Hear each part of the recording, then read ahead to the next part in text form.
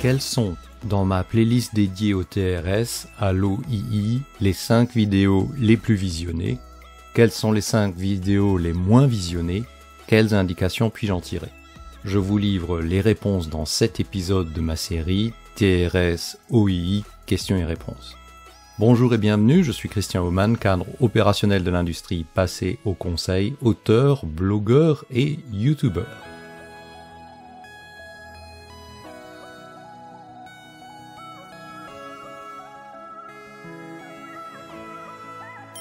Ma playlist dédiée au TRS, à l'OII, aux questions et réponses, compte 39 épisodes, non compté celui que vous visionnez à cet instant, et ceci à la fin mars 2024. Ce total de 39 épisodes se lit ici. En téléchargeant les données statistiques de ma chaîne YouTube et en focalisant sur ces 39 épisodes, la distribution du nombre de vues totales pour chacun d'eux nous donne ce diagramme de Pareto à longue traîne. L'épisode le plus visionné a accumulé plus de 80 000 vues et celui qui en accumule le moins en a comptabilisé 387.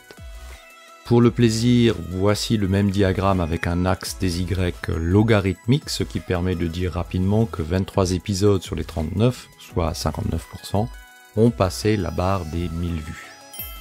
En tête de Hit Parade, 2 épisodes d'initiation au TRS sous forme de dessin animé que j'ai créé en 2012, largement avant de lancer la playlist thématique. C'est une première approche un peu ludique du TRS ou des révisions sur un mode facile à consommer.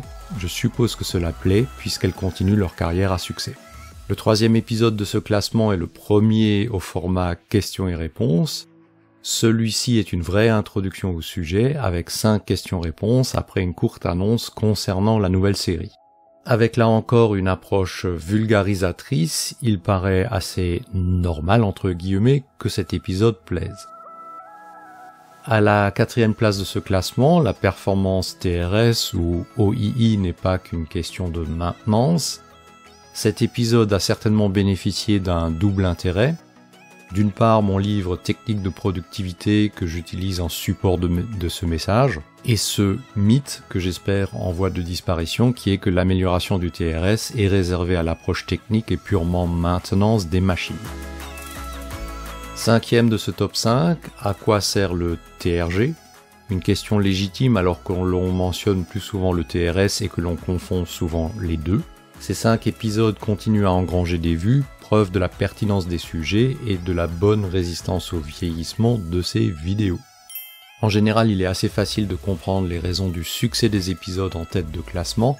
Voyons si l'analyse du bas de classement me révèle quelque chose de particulier.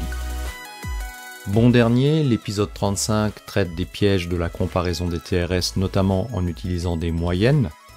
Je ne cache pas ma relative déception quant à ce score, sachant que le piège des moyennes peut être un vrai sujet. Il se dit entre collègues consultants un peu seniors que dès que l'on met un peu de maths, même élémentaire dans un sujet, le public fuit. C'est peut-être une explication à ce score décevant, malgré la participation de figurines Lego pour arrondir le sujet qui aborde les notions de moyenne, d'étendue et de médiane. Avant-dernier du classement, l'épisode numéro 22, qui en janvier 2021 présentait déjà une rétrospective du type que celui que vous visionnez. Il est clair que le sujet perd rapidement de sa fraîcheur dès que d'autres épisodes sont ajoutés à la playlist. Il faut être intéressé par les biais d'interprétation que j'y expose pour s'y intéresser ensuite. À 3 places de la fin, le cas où les Pareto des causes d'arrêt sont inexploitables, et dans ces cas, quelles sont les solutions ?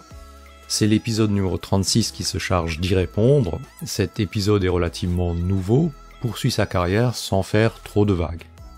Il va certainement se bonifier avec le temps. À 4 places du bas de classement se trouvent biais et tricherie dans la récolte des données, qui à mon grand étonnement ne trouve pas le succès que je lui prêtais. Si ce n'est pas un sujet dans vos entreprises, c'est une bonne nouvelle. Si l'on préfère ne pas voir pour ne pas devoir agir, c'est un problème.